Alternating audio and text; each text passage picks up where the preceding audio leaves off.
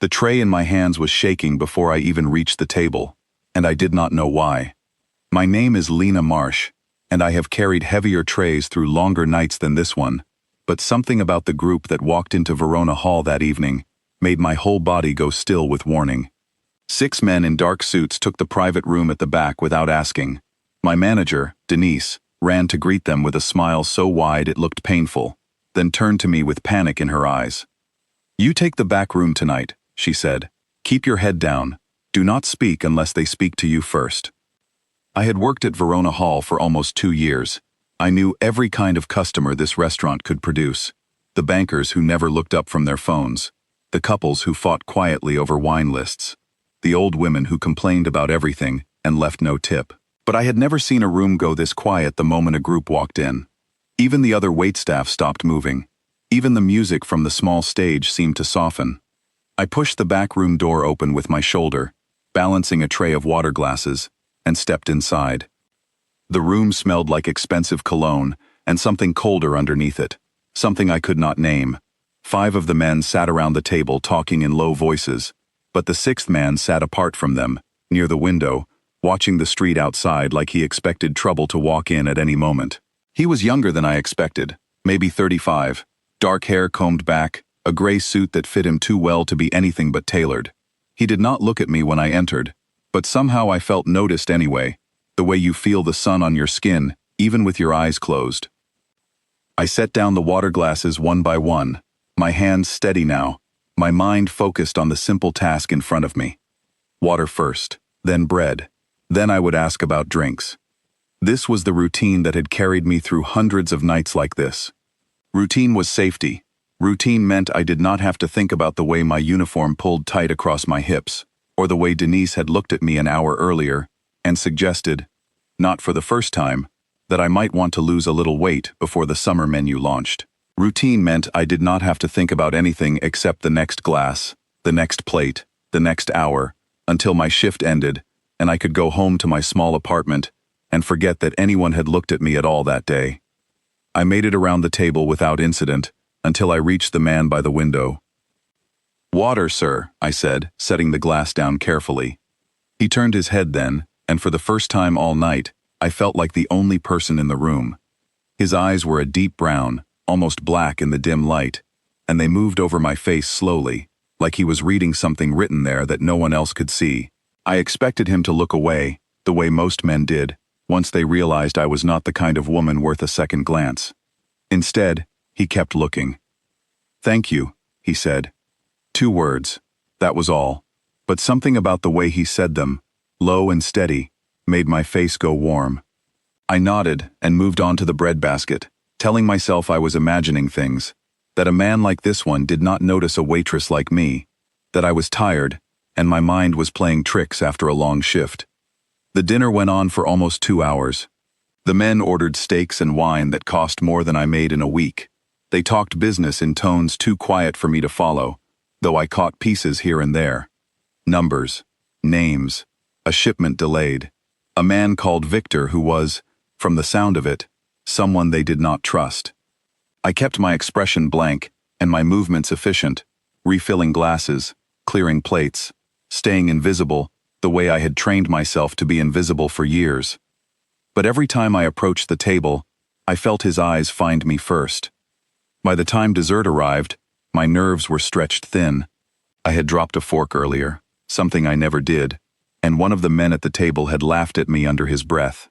I bent to pick it up, my cheeks burning, and when I straightened, I saw the man by the window, watching the other man, with an expression that made the laughter stop instantly.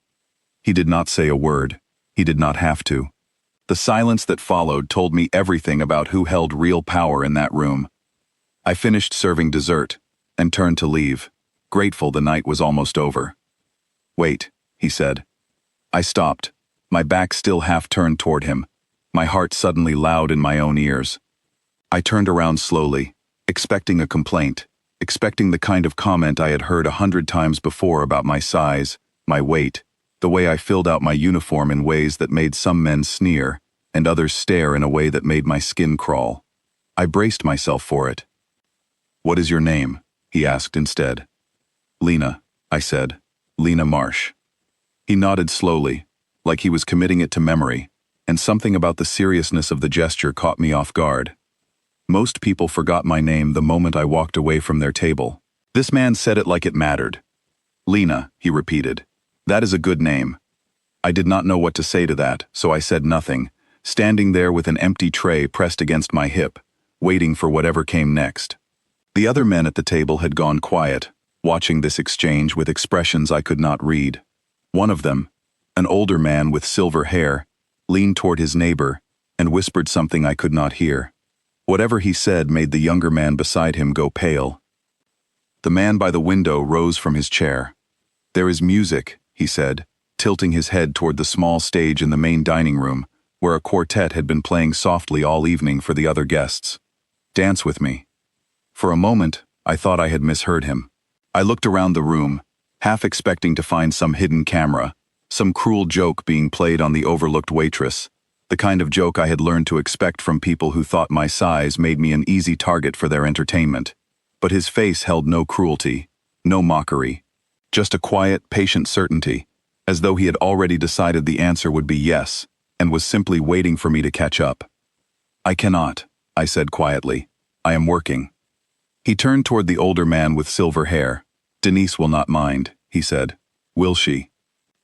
It was not really a question. The older man, who I now understood must know my manager somehow, gave a small nod, already reaching for his phone.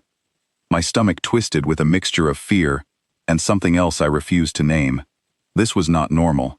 None of this was normal. Waitresses did not dance with customers. Waitresses definitely did not dance with men who made grown businessmen go quiet with a single look. But when he held out his hand, I found myself setting down my tray. I do not know why I did it. Maybe it was the way no one had looked at me, truly looked at me, in longer than I could remember. Maybe it was simple curiosity, the kind that gets people into trouble in stories my grandmother used to tell me as a child. Maybe it was because some small, tired part of me was tired of being invisible and wanted, just once, to be seen, even if the seeing came from a dangerous place. I placed my hand in his. His fingers closed around mine, warm and certain, and he led me out of the private room into the main dining area, past tables full of strangers who turned to stare, past Denise, who stood frozen near the kitchen doors with her mouth slightly open, past every person who had ignored me for 2 years without a second thought. The quartet shifted into a slow song, though I would later wonder if someone had signaled them to do it. If this whole moment had been arranged somehow before I ever walked into that back room. He pulled me close, one hand resting at my waist, the other holding mine steady, and we began to move. I am not a graceful dancer. I never learned properly, and I stumbled twice in the first 30 seconds, my cheeks burning with embarrassment as I felt every eye in the restaurant on us. But he did not seem to mind. He adjusted his steps to match mine, slowing the rhythm until I found my footing, and somewhere in the middle of that dance, the fear in my chest began to loosen its grip. "You dance like someone who has never been given the chance to try," he said quietly, close to my ear. I laughed before I could stop myself. A real laugh, surprised out of me. "Maybe because no one ever asked," I said. "I am asking," he said. We moved together through the rest of the song, and for those few minutes, I forgot about the tray I had left behind, forgot about Denise watching with wide eyes, forgot about the whispered comments I usually endured from coworkers who thought I could not hear them. I forgot everything, except the warmth of his hand at my waist, and the strange, dizzying feeling of being the only person in a crowded room worth looking at. When the song ended, he did not let go immediately. He studied my face again, the way he had back in the private room, like he was trying to memorize something before it disappeared. "I will be back tomorrow night," he said. "I would like you to be my waitress again." "I do not even know your name," I said. A small smile touched his mouth, the first real smile I had seen from him all evening. "Adrian," he said. "Adrian Cross." The name meant nothing to me in that moment. I would learn soon enough what it meant to everyone else in this city, what kind of silence it could summon in a room, what kind of fear it carried behind closed doors. But standing there in the middle of the dance floor, with his hand still warm against mine, and the whole restaurant watching us in stunned silence, All I felt was the strange, terrifying thrill of being seen for the first time in longer than I could remember. He walked back toward the private room without another word, leaving me standing alone on the dance floor, my heart pounding, my mind racing with questions I did not yet know how to ask. Denise rushed toward me the moment he was gone, gripping my arm so tightly it almost hurt. "Do you have any idea who that is?" she whispered, her voice shaking. I shook my head slowly, watching the door he had disappeared through, already knowing somehow that my life had just shifted onto a path I could not undo. "No," I said, "but I think I am about to find out." I did not sleep that night. I lay awake in my small apartment, staring at the ceiling, replaying the dance over and over, until the memory started to feel unreal, like something I had invented to make my ordinary life feel less small. By the time morning came, I had convinced myself that Adrian Cross would not return, that men like him forgot waitresses like me the moment they stepped outside the restaurant doors, that whatever had happened between us on that dance floor was nothing more than a passing whim for a man who was used to getting whatever caught his attention for a few minutes. I was wrong. When I arrived at Verona Hall for my evening shift, Denise was waiting for me by the staff entrance, her arms crossed, her expression unreadable. "He called this morning," she said. "He wants the same table. He wants you serving it." My stomach dropped. "Did you tell him yes?" I asked. Denise laughed, but there was no humor in it. "Lena," she said, "when a man like Adrian Cross asks for something, you do not tell him no. You especially do not tell him no if you want this restaurant to keep its windows intact."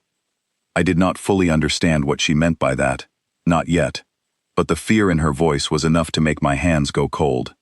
I spent the rest of the afternoon trying to focus on my other tables, trying to convince myself that tonight would be ordinary, that maybe he would not even show up, that the whole strange encounter from the night before had simply been a fluke born of boredom and wine.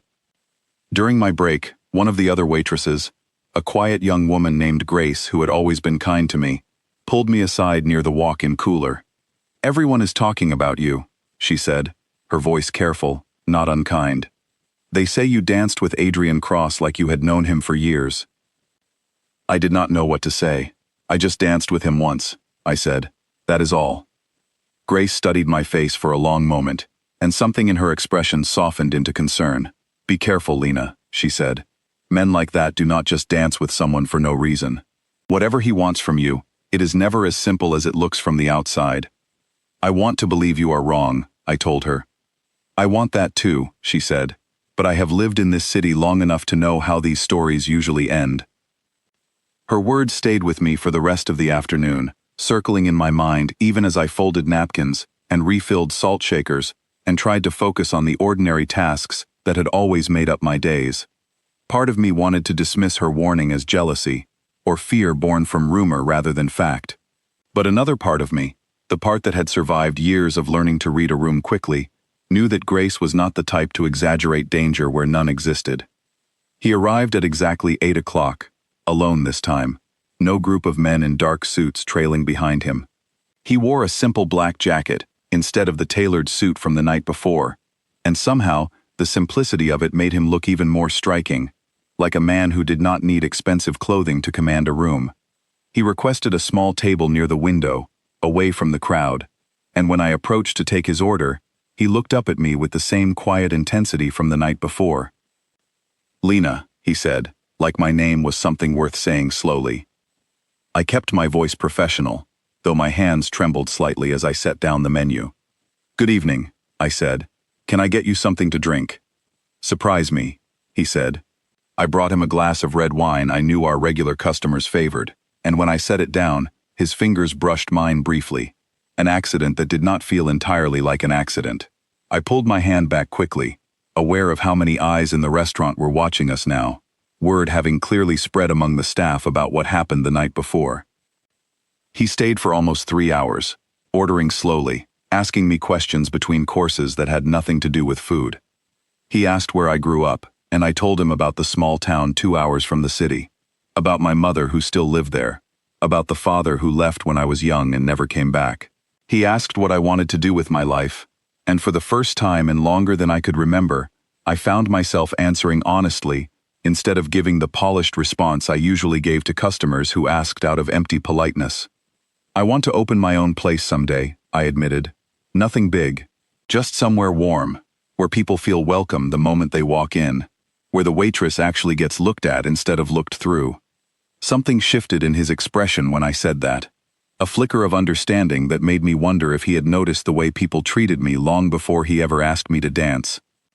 "You will," he said simply, like it was already decided, like the future was something he could arrange with a single sentence, the way he seemed to arrange everything else in his life. By the end of the night, my nerves had settled into something warmer, something that felt dangerously close to comfort. When he finally rose to leave, he did not ask me to dance again. Instead, he reached into his jacket and placed a folded piece of paper on the table beside his empty wine glass. "For you," he said, "only if you want it."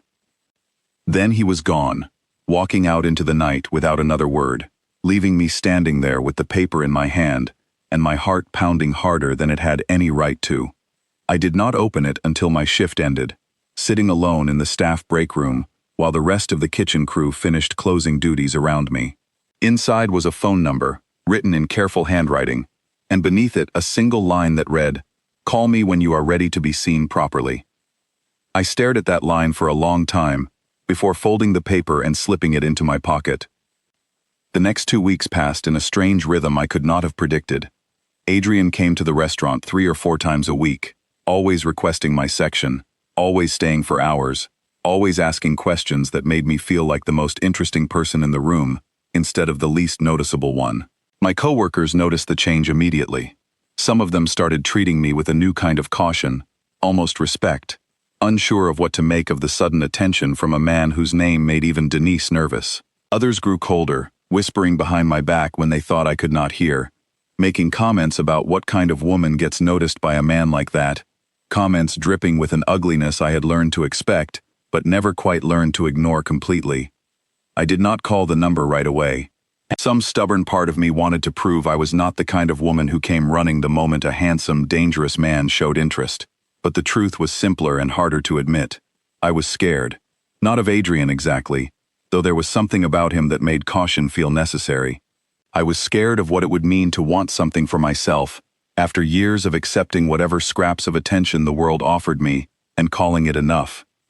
It was on a rainy Thursday night, 3 weeks after our first dance, that I finally called him.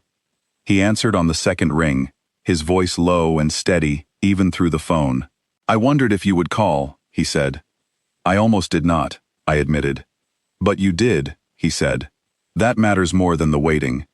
We talked for almost an hour that night, about nothing important and everything important all at once.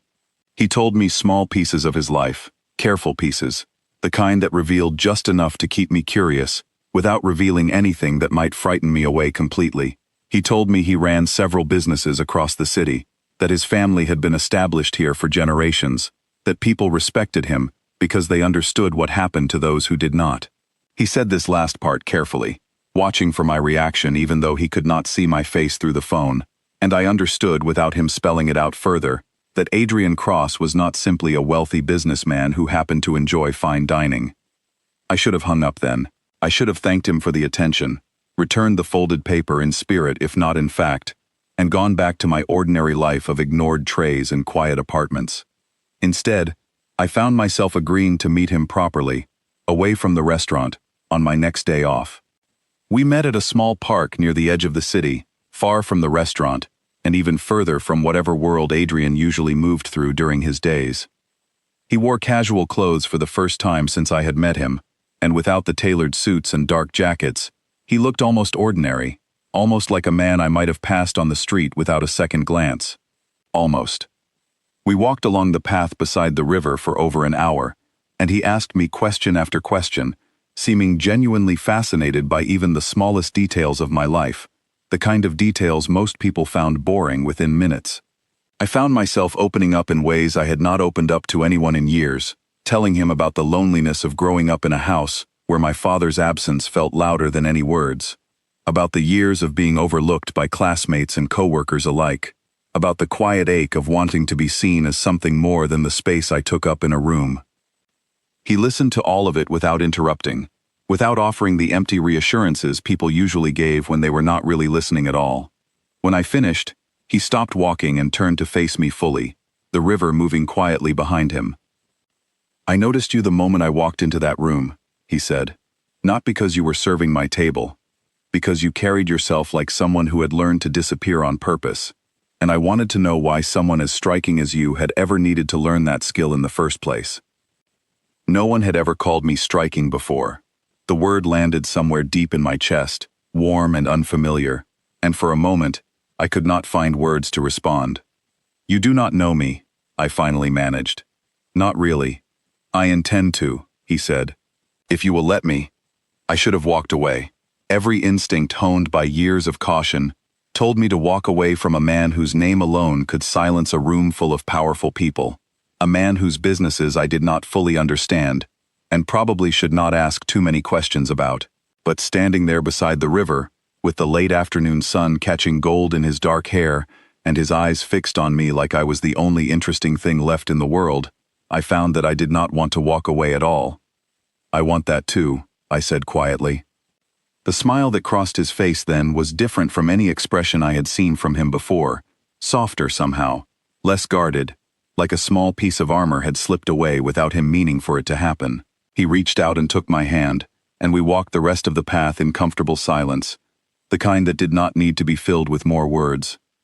It was only when I returned home that evening, exhausted and strangely happy in a way I had not felt in years, that I found the second note. This one was not from Adrian.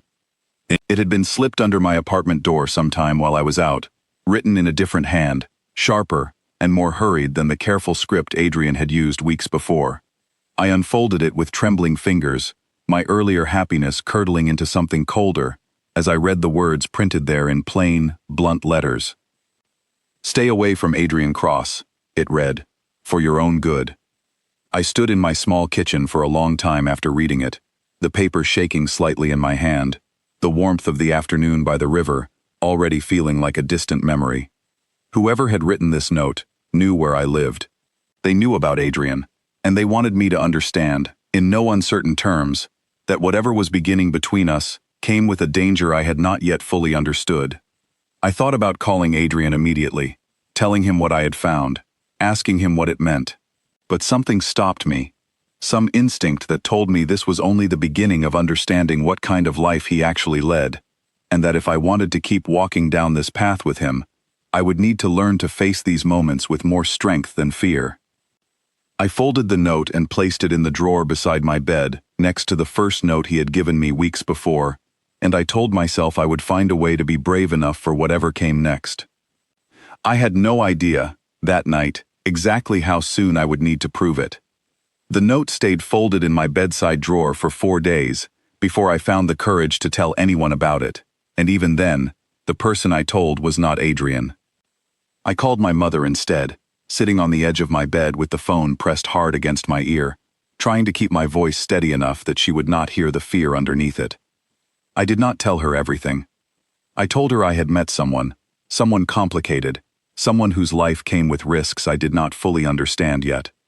My mother, who had spent years warning me about trusting men who promised too much too quickly, went quiet on the other end of the line for a long moment before she spoke. "Does he make you feel safe?" she asked finally, "or does he make you feel like you are supposed to feel safe?" I did not have an answer for her that night. I told her I needed time to think, and we said goodbye, and I sat alone in my apartment staring at the drawer where the 2 notes lived side by side, one written with careful affection, the other written with a warning sharp enough to cut. Adrian noticed the change in me almost immediately. He came to the restaurant 2 nights after I received the second note, and the moment he sat down at his usual table near the window, his eyes found mine with a directness that made pretending impossible. "Something is wrong," he said, before I had even brought him a menu. I hesitated, glancing around the restaurant to make sure no one else was close enough to hear. "It is nothing," I said. "Lena," he said, his voice low but firm, "I have spent my whole life learning to read people who are trying to hide something from me. Do not insult us both by pretending you are good at it." I did not know how to explain what I was feeling without sounding foolish, without sounding like a woman who had let herself get swept into something far bigger than she was prepared for, But something about the way he looked at me, patient and unwavering, made the words come easier than I expected. "I received a note," I told him quietly. "Someone left it under my door. It told me to stay away from you." His expression did not change immediately, but something in his posture shifted, a tension settling into his shoulders that had not been there a moment before. "Do you still have it?" he asked. I nodded. "It is at my apartment. I need to see it," he said. "I want to understand something first," I said, surprising myself with the steadiness in my own voice. "If I am in danger because of you, I deserve to know that before I decide whether to keep seeing you at all." For a long moment, he simply looked at me, and I watched something complicated move behind his eyes, something that looked almost like respect mixed with reluctance. Finally, he nodded, once, like he had come to a decision he did not particularly enjoy. "Come to my apartment after your shift tonight," he said. "I will tell you everything you are willing to hear." The rest of my shift passed in a blur of nervous energy. I moved through my tables mechanically, refilling glasses and clearing plates, while my mind raced ahead to the conversation waiting for me at the end of the night. Denise noticed my distraction and pulled me aside once, asking if everything was all right, and I gave her the same practiced smile I had been giving customers for years, the one that revealed nothing, while suggesting everything was fine. When my shift finally ended, I found a car waiting outside the restaurant, a quiet man in a dark suit standing beside it, who introduced himself simply as Marcus, and told me he would be driving me to Adrian's apartment. I hesitated for a moment, old instincts warning me against climbing into unfamiliar cars with strange men, but something about Marcus's calm, respectful manner put me slightly at ease. He held the door open for me without a word of pressure, waiting patiently until I made the choice myself. The drive took almost 20 minutes, weaving through parts of the city I rarely visited, streets lined with buildings that spoke of wealth far beyond anything I had grown up around. Adrian's apartment occupied the top floor of a tall glass building overlooking the river, and when the elevator doors opened directly into his living space, I found him standing near the window, still wearing the same dark jacket from earlier, a glass of amber liquid in his hand that he had not touched. "You came," he said, something like relief flickering across his face before he composed himself again. "I told you I would," I said. He gestured for me to sit, and I lowered myself onto a couch that probably cost more than a year of my salary, my hands folded tightly in my lap as I waited for him to begin. He remained standing for a long moment, staring out at the city lights before finally turning to face me fully. "My family has been part of this city's undercurrent for 3 generations," he said. "My grandfather built something here that most people pretend does not exist. Something that keeps a certain kind of order in places where the law does not always reach fast enough or fair enough. My father expanded it. I inherited it 4 years ago, when he passed, along with every enemy that came with it." I listened without interrupting, my heart pounding steadily as the pieces I had suspected but never confirmed clicked into place. "There is a rival family," he continued, "people who have wanted my territory for years and have grown bolder in recent months. They call their leader Victor. You may have heard the name mentioned at that first dinner you served. Victor has been testing the edges of what belongs to me, probing for weaknesses, and I believe he sees you as one of those weaknesses now." "Because you noticed me," I said quietly, understanding beginning to dawn. "Because I noticed you in front of 5 men who report everything they see to people outside my immediate circle," he said. "Word travels fast in my world, Lena. By the next morning, everyone who matters knew that Adrian Cross had danced with a waitress in public, had shown genuine interest rather than the passing kind. That kind of information becomes valuable to men like Victor, who understand that the people we care about are often easier targets than we are ourselves. There is more you should understand," he said, "before I let you decide anything. Victor and my father were once partners, decades ago, before a disagreement over territory turned them into enemies. My father won that dispute, and Victor has spent every year since waiting for a chance to reclaim what he believes was taken from him unfairly. When my father died, Victor saw an opportunity. He assumed a younger man freshly stepping into leadership would be easier to push around, easier to unsettle. For a while, I let him believe that, because it suited me to be underestimated while I secured my own position." I studied his face as he spoke, seeing for the first time the weight he carried beneath his composed exterior, the years of careful strategy that had kept him alive in a world that punished weakness swiftly and without mercy. "Why are you telling me all of this?" I asked. "Because you deserve to understand the shape of the danger you are choosing to stand inside," he said. "Not just the fact of it, but the reasons behind it. Victor is patient. He does not act rashly. If he has decided you are worth targeting, it means he believes you can be used to unsettle me in ways direct confrontation has failed to achieve so far." Fear settled cold and heavy in my chest. "So the note," I said. "It came from him." "Possibly," Adrian said, "or from someone hoping to frighten you away before Victor ever needed to act directly. Either way, the message is the same. You have become visible in a world where visibility can be dangerous."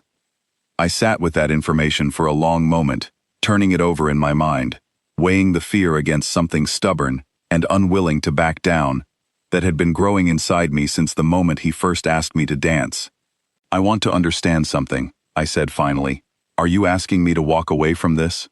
"No," he said, quickly enough that I believed him completely. "I am asking you to understand what you are choosing if you stay. I will not lie to you about the danger. I will not pretend this is simple. But I promise you this. If you choose to stay, I will do everything within my power to keep you safe.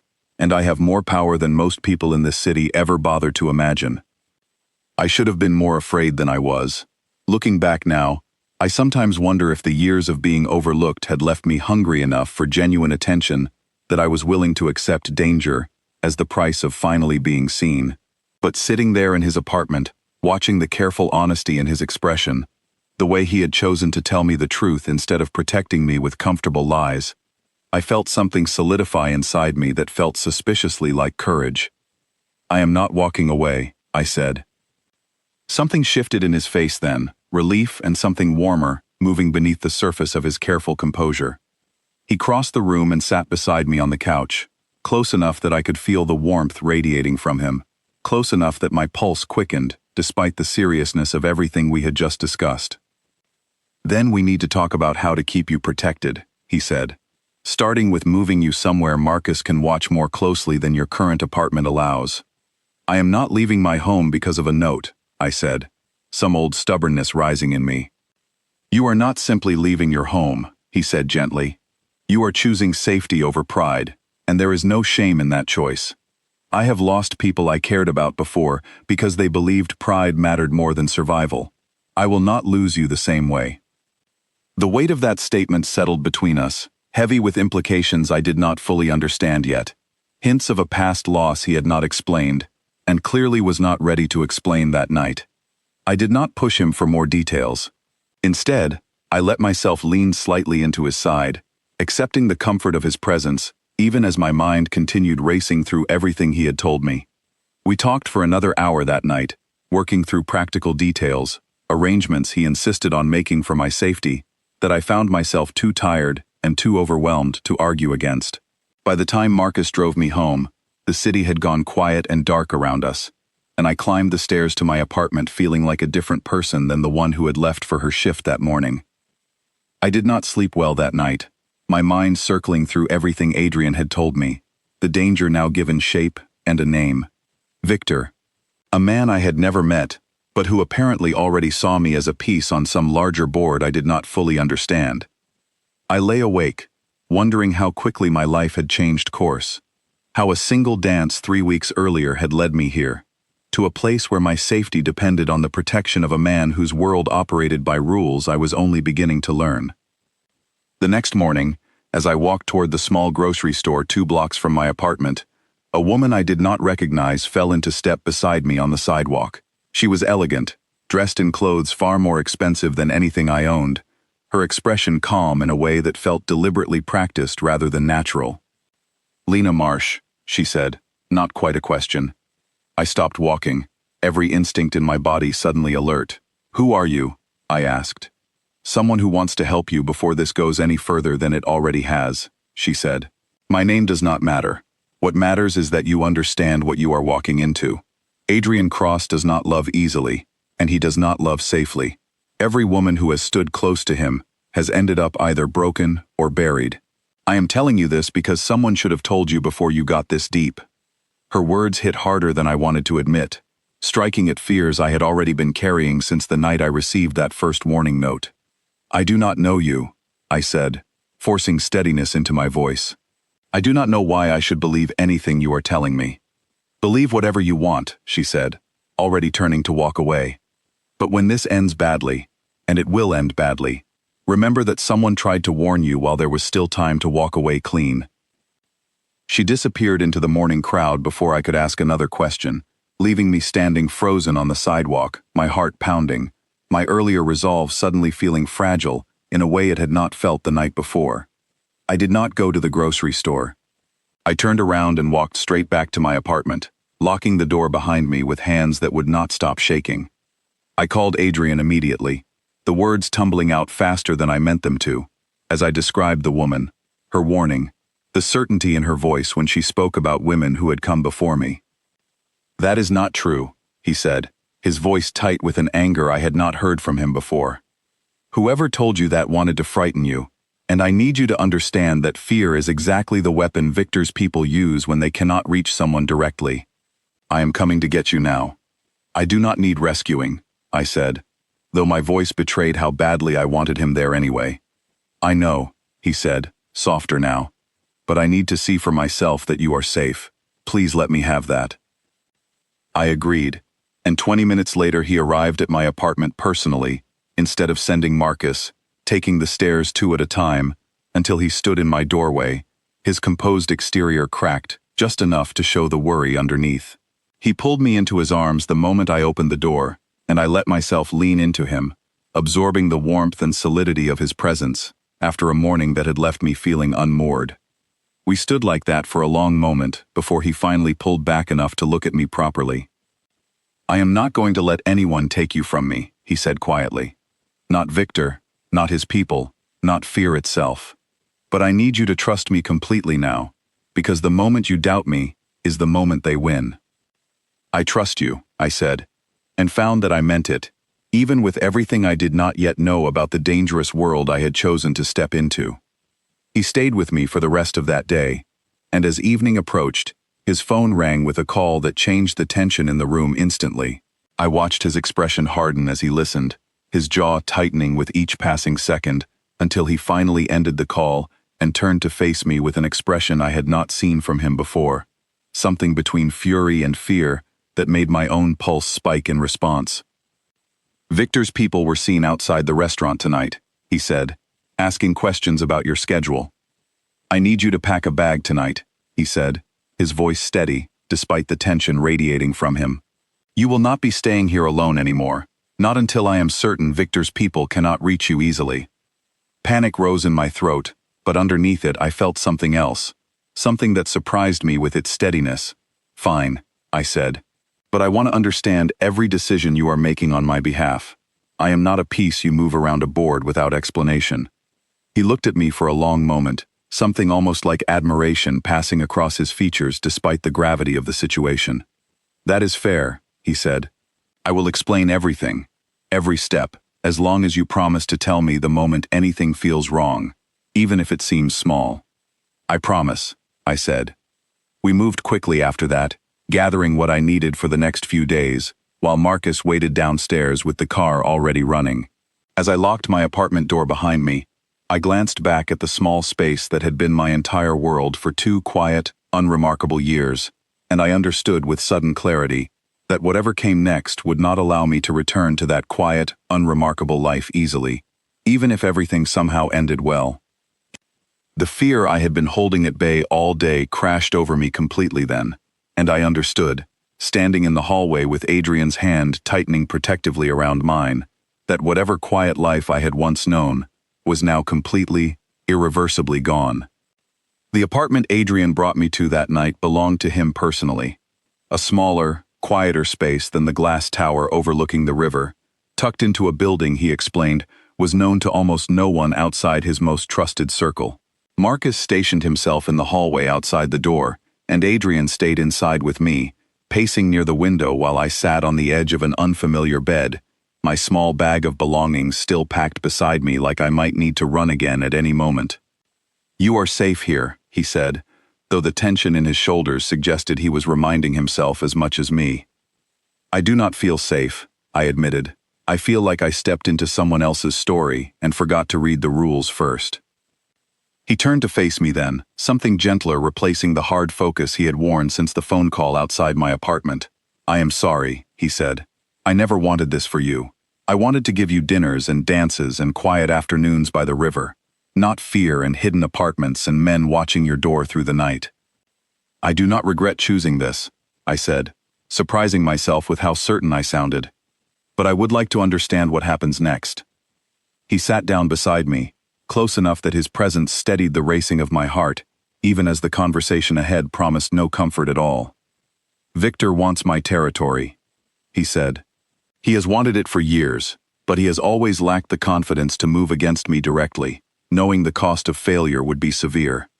What he has instead is patience, and patience is a dangerous weapon in the hands of someone who knows how to use it well. And now he thinks I am a way to reach you," I said. Adrian nodded slowly. "If he can frighten you away, or worse, use you to draw me into a position where I am vulnerable, he gains an advantage he has been waiting years to find. I will not let that happen, but I need you to understand that the coming days may require caution beyond what feels normal or comfortable." I spent the following week living inside Adrian's careful arrangements, moving between the hidden apartment and the restaurant, only with Marcus or Adrian himself accompanying me, my ordinary routines reshaped entirely around a danger I still struggled to fully comprehend. Denise gave me time off when Adrian requested it, her fear of him now mixed with something that looked almost like sympathy whenever she looked at me, as though she understood better than I did exactly what I had walked into. During those first days, I found myself learning small pieces of the world Adrian moved through, watching him take careful phone calls in the next room, his voice shifting into something colder and more commanding than the gentle tone he used with me.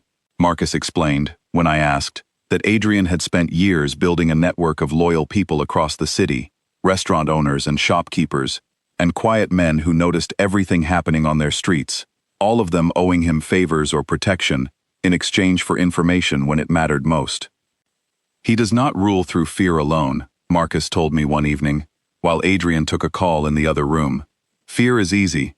Anyone can frighten people into obedience for a while. What keeps a man like Adrian in power for years is loyalty, the kind you earn by protecting people when protection actually costs you something." I thought about that conversation often during those quiet days, watching Adrian move through his responsibilities, with a seriousness that reminded me how young he had been when this weight first fell onto his shoulders after his father's death. He rarely spoke about his father directly, but I noticed the careful way he avoided certain rooms in his memory, certain subjects that clearly still carried grief he had not fully processed even years later. On the fourth day, two men I did not recognize approached me directly. I had gone against Adrian's instructions, slipping out alone to buy groceries because the walls of the hidden apartment had begun to feel too close, too confining after days of careful watching. I told myself a short trip to the corner store would be safe enough, that Marcus would never even need to know. I was wrong. They were waiting near the entrance of the small grocery store, two men in plain clothes who fell into step on either side of me the moment I stepped outside with my bags, their presence immediately wrong in a way that made every instinct in my body scream danger. "Lena Marsh," the taller one said, his voice pleasant, in a way that felt deliberately unsettling. "Victor would like a word." "I do not know Victor," I said, my voice steadier than I expected given how hard my heart was pounding. "That is about to change," the shorter man said, his hand closing around my upper arm with enough pressure to make me flinch. I thought about screaming, about running, about every option available to a woman suddenly finding herself surrounded on a public street in broad daylight, with no one nearby paying attention. Instead, I forced myself to stay calm, remembering something Adrian had told me during one of our long conversations, that fear given away too easily only fed men like Victor's people exactly what they wanted. "What does Victor want?" I asked instead, keeping my voice level. "He wants Adrian Cross to understand that nothing he cares about is beyond reach," the taller man said. "He wants you to deliver a message, Tell your boyfriend that the territory negotiations will go much smoother if he remembers who actually controls this city." They released me after that, disappearing back into the crowded street as quickly as they had appeared, leaving me standing alone with my grocery bags and shaking hands, adrenaline and fear finally catching up with me now that the immediate danger had passed. I did not call Adrian right away. Some foolish, stubborn part of me wanted to protect him from worry, wanted to prove I could handle this new dangerous world without immediately running for his protection every time something frightening happened. I made it back to the hidden apartment and said nothing that evening, even as Adrian noticed something was different in the careful way he always noticed everything about me. "You seem distracted," he said over dinner, his eyes studying my face with the same intensity from our very first meeting. "I am fine," I said, the lie sitting uncomfortably in my chest. He did not push further that night, but 2 days later, Marcus discovered through his own careful investigation that 2 of Victor's men had been seen near the grocery store around the exact time I claimed I had simply gone for a quiet walk alone. When Adrian confronted me with what he knew, his anger was not directed at me, but at himself, at the danger he felt he had failed to prevent. "Why did you not tell me?" he demanded, pacing the length of the apartment with barely restrained frustration. "Because I did not want you doing something reckless in response," I admitted. "Because I am scared of what happens if this becomes a war I am the cause of starting." He stopped pacing and turned to face me fully, his expression softening despite the anger still simmering beneath the surface. "Lena," he said, "this war did not start because of you. It started decades before either of us was born, over territory and pride and old grievances that have nothing to do with the woman I am falling for. You are not the cause. You are simply the person Victor believes he can use against me, and I refuse to let him be right about that." The word he used, falling, landed heavier than perhaps he intended, and for a moment, neither of us spoke, the weight of it settling into the space between us. I did not know how to respond to something that large, something that changed the entire shape of what I thought this relationship had been, until that moment. "I am falling too," I finally said, quietly, testing the truth of the words as I spoke them aloud for the first time. "That is what scares me most of all." He crossed the room and pulled me into his arms, holding me tightly enough that I could feel the steady beat of his heart against my cheek, faster than his usual composed exterior would ever reveal to anyone else. "I will not let anything happen to you," he said. "I promise you that, even if it costs me everything I have built." "Do not say that," I said, pulling back to look at him. "I do not want you sacrificing everything because of me." "You misunderstand," he said gently. "You are not a sacrifice I am making. You are the reason everything else I have built has started to feel worth protecting in the first place." That night marked a shift between us, something deepening beyond the careful dance of attraction and caution we had been navigating since that very first night at Verona Hall. We talked late into the night about the coming days, about the meeting Adrian intended to arrange with Victor directly, about the terms he hoped to negotiate that might end this conflict before it escalated further into something neither of us could control.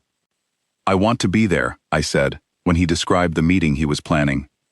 "Absolutely not," he said immediately, the sharpness of his refusal surprising us both. "That is not a negotiation, Lena. It is too dangerous." "I am already in danger," I argued. "His men already approached me directly. I would rather stand beside you and understand exactly what is happening than sit alone in this apartment, imagining every terrible possibility while I wait for news." We argued about it for nearly an hour, neither of us willing to fully concede the point, until finally, Adrian relented with visible reluctance, agreeing that I could be present, but only under conditions so strict they bordered on suffocating, surrounded by armed men he trusted completely, positioned far enough from any potential confrontation to remain safe if something went wrong. The meeting was set for 3 days later, at a location Adrian described only as neutral ground, a place both families had used for generations when disputes required face-to-face resolution rather than continued violence. As the days counted down toward that meeting, I felt the tension building steadily around us, Marcus and the other men Adrian trusted growing quieter and more focused with each passing hour. The hidden apartment feeling less like a temporary sanctuary and more like the calm center of a storm about to break loose. On the final night before the meeting, Adrian came to find me standing at the window, watching the city lights spread out below like scattered stars fallen from some distant sky. "Whatever happens tomorrow," he said, standing close behind me, "I need you to know that meeting you changed something in me I did not expect to change."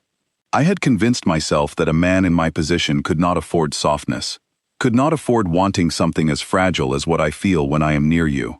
You proved me wrong about that, and I am grateful for it, even now, even with everything Victor threatens to take from us. I turned to face him, memorizing the details of his expression in the dim light, the careful vulnerability he rarely allowed anyone to witness. "Whatever happens tomorrow," I said, echoing his words back to him, "I do not regret a single moment of choosing this. Choosing you, even knowing everything it has cost already."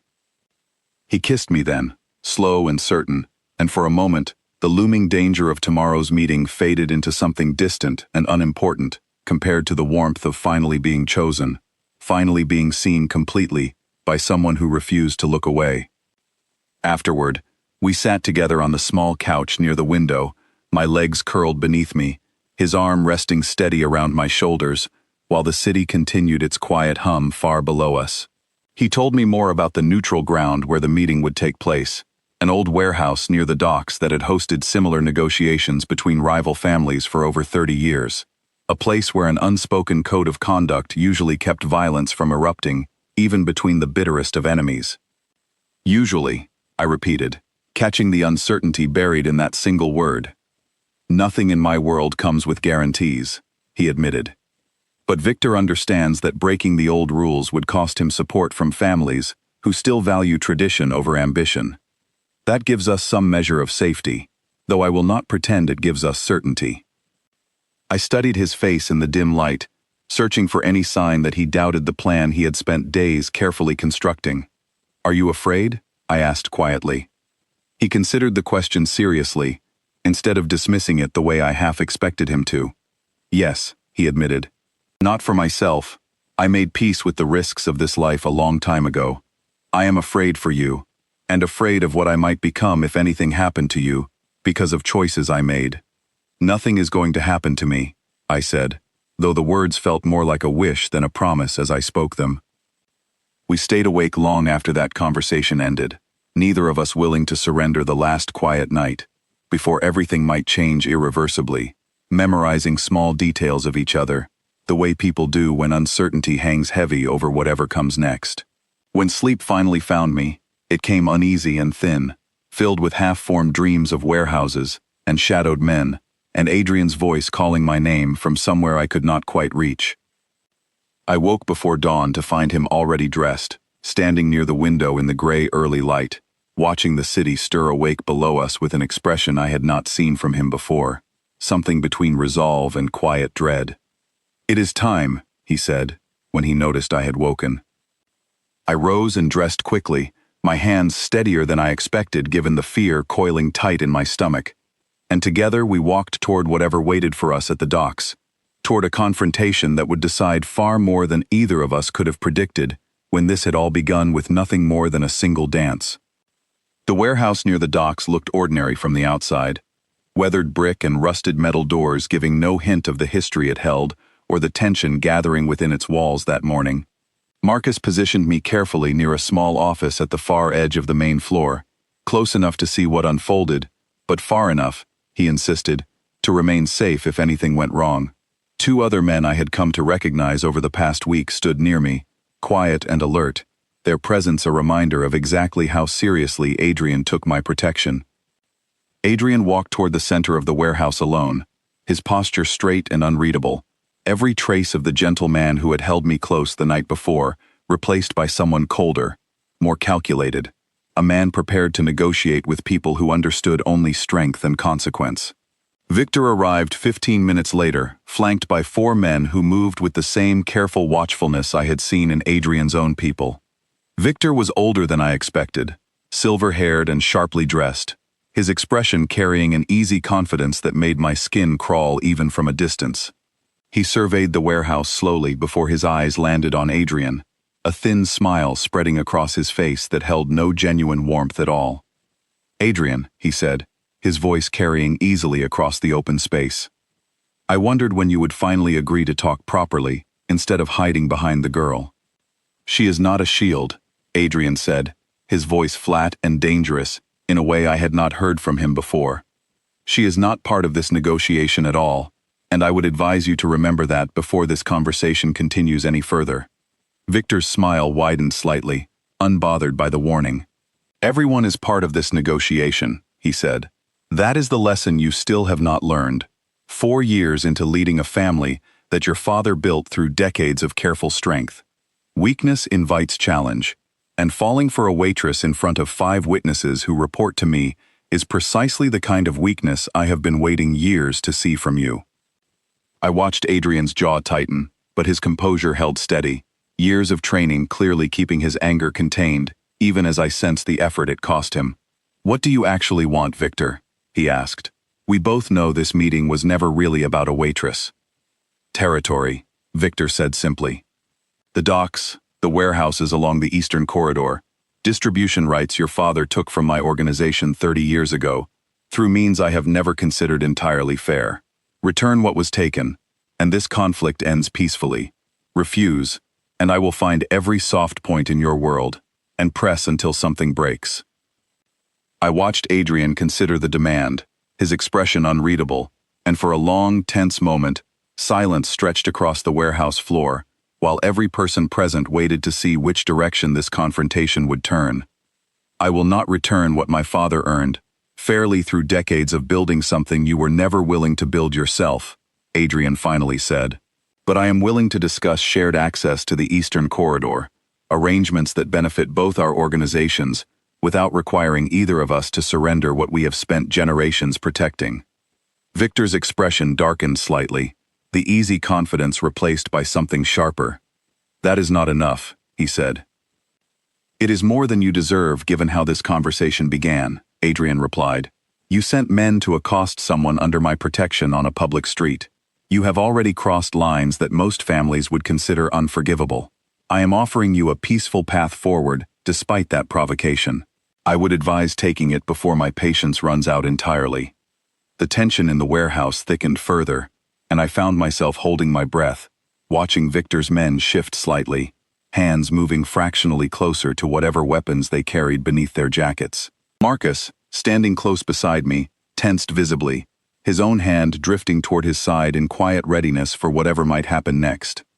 Victor studied Adrian for a long moment, clearly weighing the situation, calculating whether pushing further would gain him anything beyond unnecessary risk.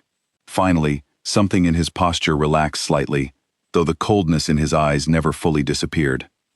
Shared access, he said slowly, testing the words. With proper compensation for the years my organization has operated without it. We can discuss compensation, Adrian said, some of the tension easing from his own shoulders now that the immediate danger of violence seemed to be receding. But as the 2 men began moving toward more detailed terms, one of Victor's men, younger and more impatient than the others, suddenly moved. I watched him step forward and reach toward his jacket with a speed that shattered the fragile calm that had settled over the warehouse only moments before. Everything happened quickly after that. Marcus grabbed my arm and pulled me hard toward the small office, shielding me with his own body, as shouts erupted across the warehouse floor. I caught fragments of the chaos through the narrow window, Adrian moving with a speed and precision I had not expected, disarming the young man before he could complete whatever reckless action he had intended, while the other men on both sides scrambled to prevent the confrontation from escalating into something none of them could control. Victor's voice cut through the chaos, sharp and furious, ordering his man to stand down, clearly as unwilling as Adrian to see this negotiation collapse into violence that would cost both families far more than either wanted to risk. Within moments, the immediate danger passed, the young man restrained and disarmed, Victor's fury directed now at his own subordinate rather than at Adrian. I apologize for his impatience, Victor said stiffly, once order had been restored. He will be dealt with. See that he is, Adrian said, his voice still carrying an edge of controlled anger. I have shown considerable restraint today, Victor. Do not mistake my willingness to negotiate for weakness. The next provocation will not end this peacefully. Understood, Victor said, and something in his tone suggested genuine acknowledgement rather than empty agreement. One more matter, Adrian added, his voice hardening again. The woman under my protection is no longer a subject open for discussion, threat, or approach by anyone connected to your organization. If another one of your men so much as speaks to her on a public street, I will consider the peace we are building here today permanently broken, regardless of what terms we agree upon in the next hour. Victor's eyes flicked toward the office window where I stood watching, and for a moment, I felt the full weight of his attention, cold and assessing, before he returned his focus to Adrian. Agreed, he said simply. I did not authorize the approach on the street. That was a decision made without my knowledge, and the man responsible has already answered for it. I did not fully understand what that answering had involved, and something in Adrian's expression told me not to ask. The negotiations continued for another hour, details worked out between the two men, with a careful precision that spoke to years of experience navigating exactly this kind of dangerous diplomacy. I remained in the small office with Marcus, my heart still racing from the brief eruption of violence, watching through the narrow window as Adrian gradually secured terms that seemed to satisfy both sides without requiring either family to surrender anything essential. When the meeting finally ended, Victor's men filed out first, followed slowly by Victor himself, who paused briefly near the warehouse entrance to glance back toward the office where I stood watching. His eyes found mine across the distance, and for a moment, something unreadable passed across his expression, something that might have been respect, or might have been simple curiosity about the woman who had somehow managed to matter enough to bring two dangerous families to a negotiating table. You are fortunate, he called out, loud enough for me to hear clearly. Not many people survive becoming interesting to men like us. Then he was gone, disappearing through the warehouse doors with his remaining men, leaving Adrian standing alone in the center of the vast empty space, visibly exhaling for the first time since the meeting had begun. I did not wait for permission before crossing the warehouse floor toward him, ignoring Marcus's brief hesitation behind me. Adrian turned as I approached, and whatever composed exterior he had maintained throughout the negotiation finally cracked completely, relief and exhaustion moving openly across his features as he pulled me into his arms. It is over, he said quietly, his voice muffled against my hair. Not perfectly resolved, not without ongoing tension we will need to manage carefully, but over enough that you are safe now. That is what matters most to me. I held onto him tightly, feeling the tremor still running through his hands, despite his outward composure throughout the confrontation. You were incredible in there, I said. I do not think I could have stayed that calm. You did stay calm, he said, pulling back to look at me properly. You stood in the middle of my dangerous world and did not run from it, even when everything in your life would have justified running as far away as possible. That takes more courage than anything I demonstrated today. We left the warehouse together, Marcus and the other men falling into formation around us, with visibly relaxed shoulders now that the immediate danger had passed. The drive back into the city felt different than any of our previous drives together, lighter somehow, despite the exhaustion still lingering from the morning's tension. The following days brought a strange, careful kind of peace, the sort that comes after a storm has passed, but before anyone fully trusts that the sky will stay clear. Adrian insisted on keeping Marcus close for another week, though the constant tension that had defined our days before the warehouse meeting gradually softened into something more like ordinary caution. I returned to my own apartment on the 5th day, and though my hands shook slightly as I turned the key in the lock for the first time since receiving that first warning note, I found the space unchanged, undisturbed, waiting for me, exactly as I had left it. Grace visited that evening, bringing a bottle of wine and an apology for the warning she had given me weeks earlier.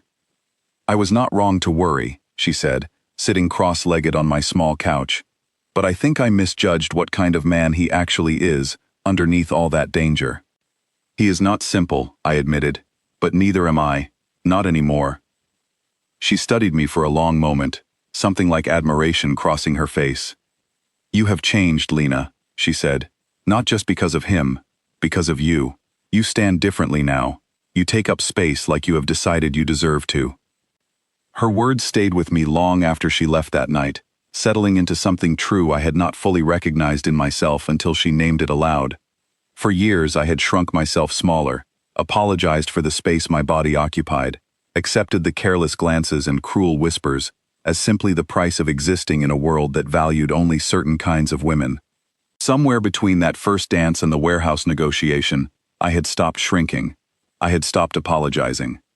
Adrian noticed the change too, whenever we spoke on the phone during those quiet evenings apart, his voice carrying a warmth that had grown steadily less guarded with each passing day. "You sound different," he told me one night, lighter.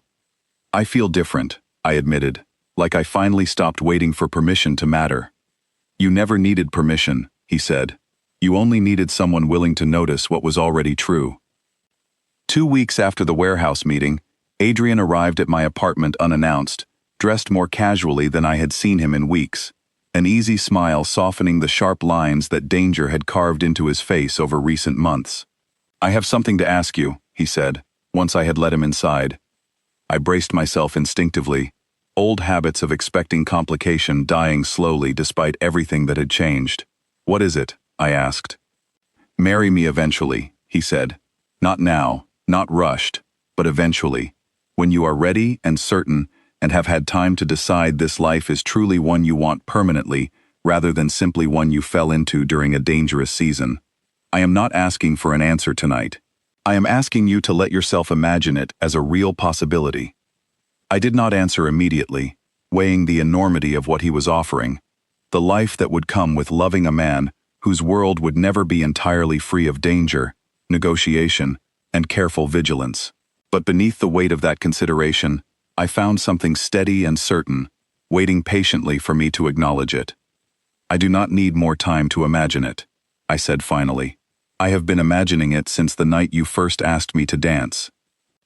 3 weeks later, Adrian arranged a dinner at Verona Hall, the same restaurant where this entire story had begun months earlier, with a single dance that changed the course of both our lives completely.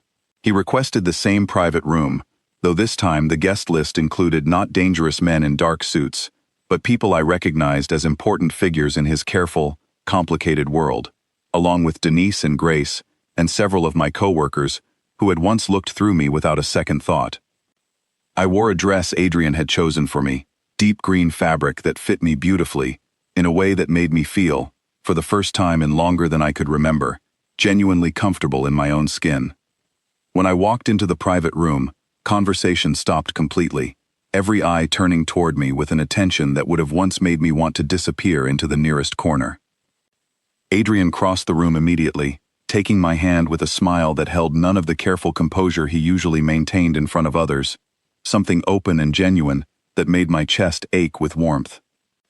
"I have an announcement," he said, addressing the room while his eyes remained fixed on me. "Lena Marsh is no longer simply someone who serves this table. She is the woman I intend to spend the rest of my life protecting, respecting, and loving, exactly as visibly and completely as this city allows." The room erupted into applause, and I felt tears gathering in my eyes as I looked around at faces that had once dismissed me completely, now watching me with expressions ranging from surprise to genuine warmth. Denise caught my eye from across the room, offering a small, proud smile that told me she understood exactly how far I had come from the frightened waitress who had once served this same private room with shaking hands. Adrian led me toward the small dance floor where our story had first begun, the same quartet playing softly as they had that very first night, and as he pulled me close, one hand resting steady at my waist, I felt the weight of every year spent being overlooked finally lifting away completely. "You once told me no one had ever asked you to dance before," he said quietly, his forehead resting gently against mine as we moved slowly together. "I remember," I said. "I intend to keep asking," he said, "for as long as you will keep saying yes." "I will always say yes," I told him, and meant it completely, understanding finally that being seen was not something that happened by accident or luck, but something that arrived when the right person recognized worth that had always been there, simply waiting patiently for someone brave enough to truly look. We danced until the music finally faded, surrounded by people who now saw me exactly as Adrian always had, and for the first time in my entire life, I understood what it truly felt like to belong completely, fearlessly, and forever, in a place built specifically for me.